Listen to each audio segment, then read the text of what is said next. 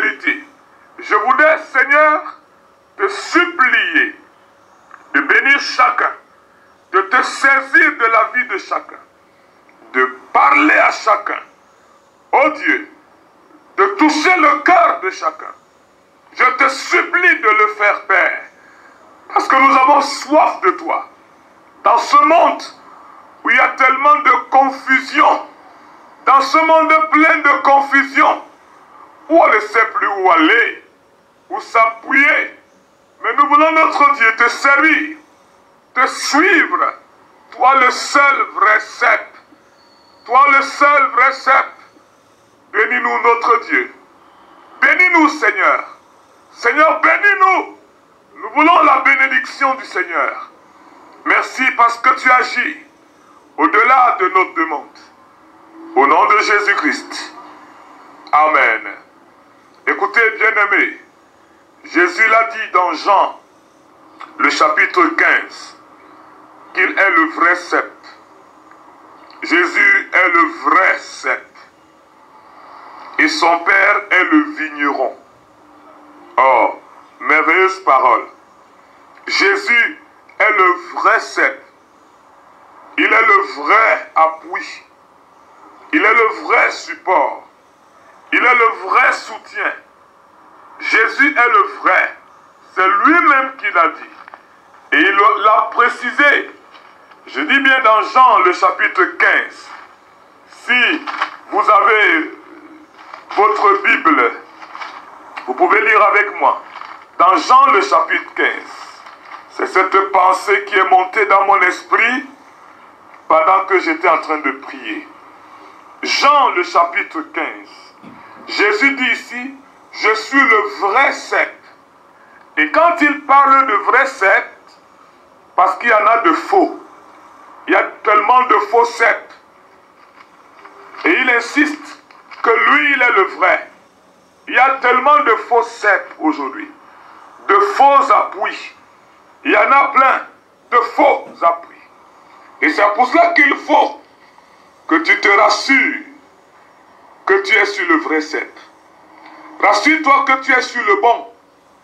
Oh, j'ai envie de vous dire encore, Jésus est le meilleur risque. Il est le meilleur risque. Il est le bon choix. Je dis qu'il est le meilleur risque.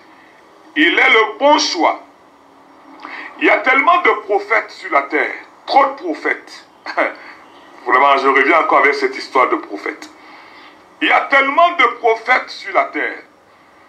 Il y a tellement de personnes qui se font passer pour des dieux, pour des sauveurs. Il y en a tellement. Chacun de nous est libre de choisir le prophète de son choix. De courir derrière le prophète de son choix. Ouais. Chacun de nous est libre de se donner un appui vrai, tel qu'il le veut. Mais Jésus dit qu'il est le vrai. Il est le vrai cep. Je ne veux pas choquer, ni entrer dans les guerres de religion. Il y en a qui croient en Mohamed. C'est le droit le plus absolu. Il y en a qui croient en Moon. C'est le droit le plus absolu. Il y en a qui croient en Branham. Vraiment, c'est le droit le plus absolu. Il y en a qui croient en Confucius. Il y en a qui croient en Bouddha. C'est leur droit. Chacun de nous est libre de se choisir un appui qui lui sied. Mais ici, Jésus dit, au-delà de tous les supports, au-delà de tous les supports, je suis le vrai. Jésus est le vrai. Il est le vrai. De par tous ces prophètes, de par tous ces envoyés, ouais, il est le seul qui est mort, qui a accepté la mort pour toi. Il est le seul qui a accepté la mort pour moi. Et c'est pour cela que j'ai envie de te dire qu'il est le meilleur risque. Jésus est le meilleur risque. Souvent, il y en a qui croient en leur pasteur plus que Jésus. Il y en a qui sont attachés à leurs églises et à leur religion plus qu'à Jésus. Mais j'ai envie de te dire que si tu es attaché à ton pasteur ne peut pas te sauver. ton prophète, il ne te sauvera pas. Mais seul Jésus.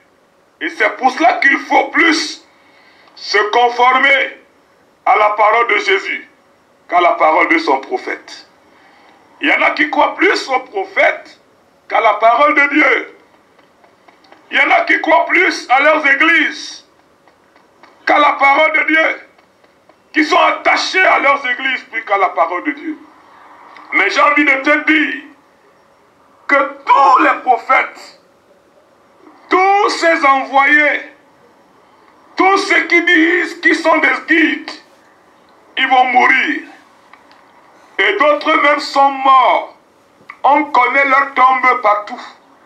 Mais Jésus est ressuscité. J'ai envie de te dire que seul Jésus de tous ces prophètes et autres est sorti de la tombe.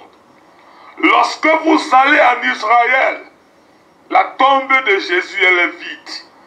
Elle est réellement vide parce qu'il est sorti du tombeau. Il est ressuscité, Jésus. La Bible dit que Jésus est assis à la droite de Dieu, pas à la gauche. Pas à la gauche. Il est assis à la droite de Dieu, où il intercède pour toi. Il intercède pour moi. Il intercède pour nous. Parce qu'il est le vrai cep, le vrai appui, le vrai support, le vrai guide. La vraie vie est en Jésus. Alors il dit ceci. Mon Père est le vigneron. Et il continue à dire, écoutez-moi très bien. Il continue à dire, tout sarment, ça dit que tout sarment qui est attaché à moi et qui ne porte pas de fruits, il le retranche. Comme pour dire, écoutez-moi très bien. Il est inadmissible que tu sois en Jésus et que tu ne portes pas de fruits. Il est inadmissible que tu sois en Jésus. Je dis bien en Jésus. Et que tu ne portes pas de fruits. Souvent nous aimons être avec Jésus. Beaucoup aiment être avec Jésus. Et ils le proclament tous les jours. Ils aiment être avec Jésus. Je dis encore, ils le proclament tous les jours qu'ils sont avec Jésus. Nous ne sommes pas avec Jésus. Nous sommes en Jésus. Si vous êtes avec Jésus, laissez-moi vous dire que Jésus n'est pas obligé de vous délivrer. Il n'est pas obligé de vous protéger. Il n'est pas obligé de vous sauver. Mais lorsque vous êtes en Jésus,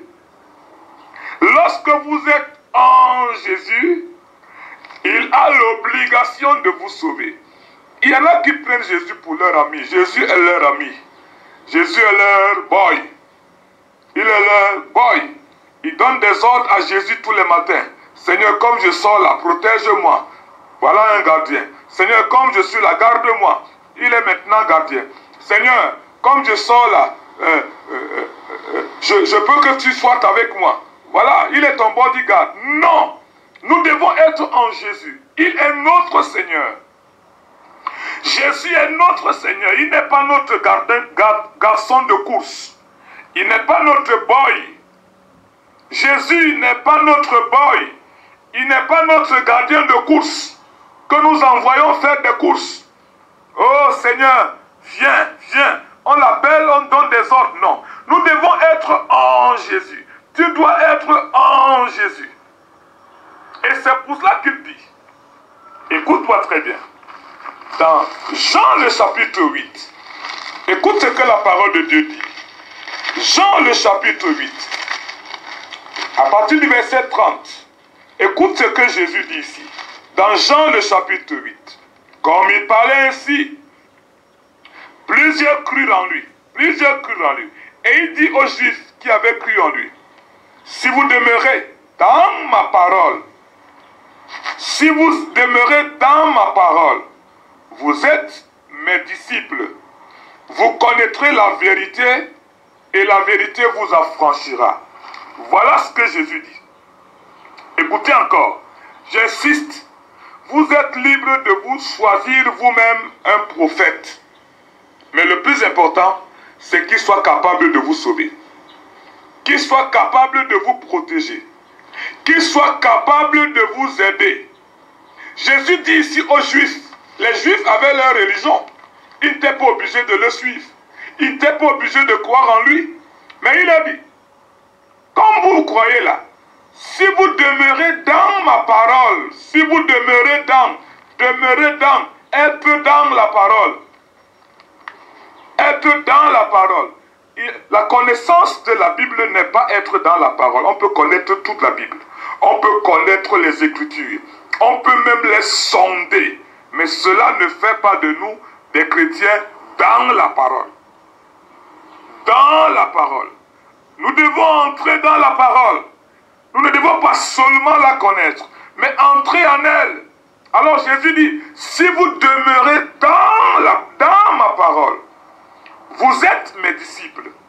Vous connaîtrez la vérité et la vérité vous affranchira. Connaître la Bible ne veut pas dire connaître la vérité. Être dans une église ne veut pas dire connaître la vérité. La vérité, écoute-moi donc très bien, est cette substance qui découle de la parole. La vérité est cette substance qui découle de la parole de Christ, pas de toutes les paroles. J'insiste encore là-dessus. La vérité, vous connaîtrez la vérité. Lorsque vous demeurez dans la parole, tu peux connaître la Bible. Tu peux être dans une école théologique sans connaître la vérité. La vérité, je dis encore, c'est cette substance, cette sève qui découle de la parole lorsque nous sommes à l'intérieur. C'est ce jus qui découle de la parole. Alors il y en a qui connaissent la parole, qui sont même allés dans des écoles théologiques, ils disent qu'ils connaissent la vérité. Ils ne connaissent pas. Tu n'as pas encore découvert la vérité. Tu découvres la vérité lorsque tu demeures dans la parole. Je dis bien, tu connaîtras la vérité. Tu vas découvrir la vérité lorsque tu demeures. C'est ce que Jésus a dit. Alors il y en a qui prêchent leurs choses et qui disent qu'ils connaissent la vérité. Non. Non, non, non. Vous prêchez vos choses. Vous prêchez réellement vos propres révélations à vous. Et vous-même, vous connaissez quel type d'esprit vous révèle. J'ai envie de vous dire que il n'y a pas que le Saint-Esprit qui inspire. Hein. Il n'y a pas. Même les démons inspirent. Le diable inspire. La chair elle-même inspire. Donc, il n'y a pas que le Saint-Esprit qui inspire les gens. Le diable lui-même inspire. Il y a même la preuve, la petite preuve. Il y a ces chanteurs. Les chanteurs, souvent, quand on leur pose la question, mais d'où vous proviennent les tests, ils parlent de l'inspiration. L'inspiration, mais allez voir la qualité de test que certains utilisent dans leurs chansons. Mais ils parlent d'inspiration. Alors, comme pour dire qu'il n'y a pas seulement le Saint-Esprit qui inspire, votre chair peut vous inspirer parce que l'homme est essentiellement spirituel. Les démons peuvent vous inspirer. Les démons peuvent vous donner une inspiration. Le Saint-Esprit, bien évidemment, également peut inspirer. Alors Jésus donc dit ici, si vous demeurez dans ma parole, dans mes paroles, écoutez bien, si vous demeurez dans ma parole, vous êtes mes disciples. Ça, c'est la première étape. Vous connaîtrez la vérité. Deuxième étape. Et la vérité que vous avez connue vous affranchira.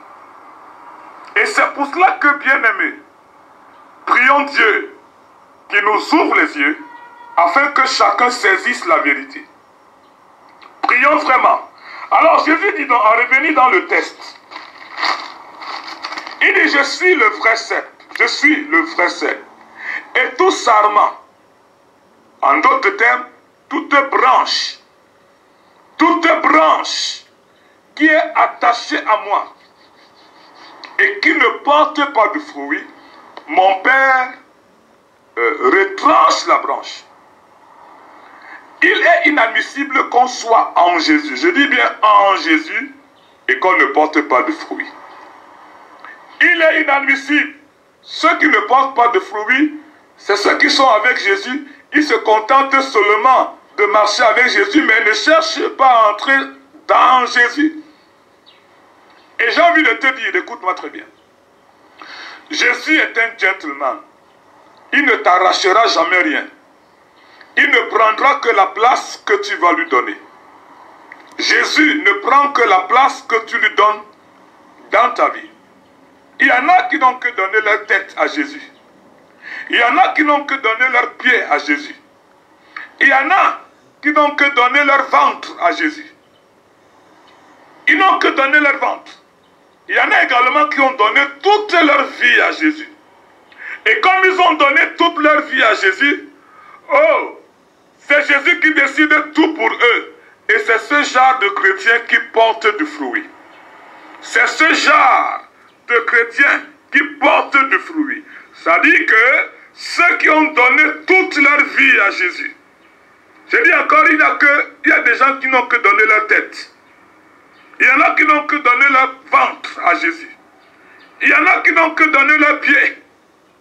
Il y en a qui ne cherchent que Jésus comme pour qu'il soit leur gardien. Seigneur, comme je dors là cette nuit, garde-moi maintenant, Seigneur. Il y en a ceux pour qui Jésus n'est que le cuisinier. Seigneur, j'ai faim, s'il te plaît, je veux manger. Voilà. Jésus n'est que là pour être... Oh Seigneur, je suis malade, guéris-moi. Là, Jésus est leur médecin. Mais non, bien-aimé, non. Jésus est notre Seigneur. Lorsque nous sommes en Jésus, lorsque notre vie est dans le Seigneur, j'ai envie de te dire, il n'y a rien qui nous manque. Les anges de Dieu seront à notre service. Les anges de Dieu seront à notre service. Ce n'est pas Jésus qui viendra travailler. Il mettra à notre disposition des anges médecins, des anges cuisiniers, des anges protecteurs, des anges et des anges et des anges pour que nous ne connaissions pas de problème. Il dit alors, il est donc inadmissible qu'une branche soit attachée à moi et qu'elle ne porte pas de fruits. Si une branche est attachée à moi et elle ne porte pas de fruits, c'est qu'elle est malade.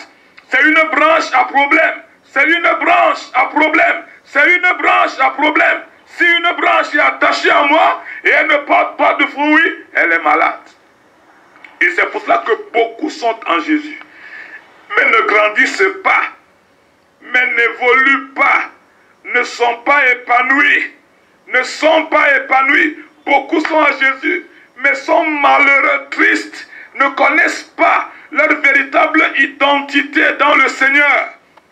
Oh, ils aiment à utiliser le nom de Jésus ici, le nom de Jésus par là, le nom de Jésus le matin, le nom de Jésus le soir, mais ne jouissent pas réellement, ne profitent pas de leur vie d'enfants de Dieu, ne profitent pas de leur vie de chrétiens. Ils ne profitent pas parce qu'ils n'ont que donné une partie de leur être à Jésus. Ils n'ont pas donné toute leur vie. Ils n'ont pas donné toute leur vie. Ils aiment leur religion de par la main droite et ils cherchent Jésus de par la main gauche. Ils aiment le monde par la main droite et ils cherchent Jésus par la main gauche. Ils aiment leur vie par la main droite et ils cherchent Jésus par la main. Et puis, vous ne pouvez pas diviser Jésus. Jésus, je dis encore, il ne vient que dans votre vie. Lorsque réellement vous l'acceptez. Il dit donc, tout sarment qui est attaché à moi et qui ne porte pas de fruits, mon Père enlève. Il y a beaucoup qui sont déjà enlevés depuis. Ils sont que là. C'est l'ombre d'eux-mêmes là. Ils sont que l'ombre d'eux-mêmes. Le Seigneur les a retranchés depuis. Parce que depuis qu'ils sont là, ils disent qu'ils sont attachés à Jésus. Ils ne portent jamais de fruits. Leur vie n'est jamais épanouie. Ils ne sont pas un témoignage. Ils ne sont pas un témoignage. Un enfant de Dieu est un témoignage. Celui qui est dans le Seigneur est un témoignage. Celui qui a Jésus dans sa vie est un témoignage. Il est différent des autres.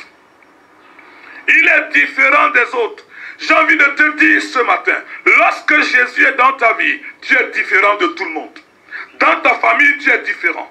Dans ton lieu de service, tu es différent. Dans la société, tu es différent. Partout où tu es différent. Parce que Jésus est en toi. Tu portes du fruit. Et le fruit que tu portes demeure. Le fruit que tu portes demeure.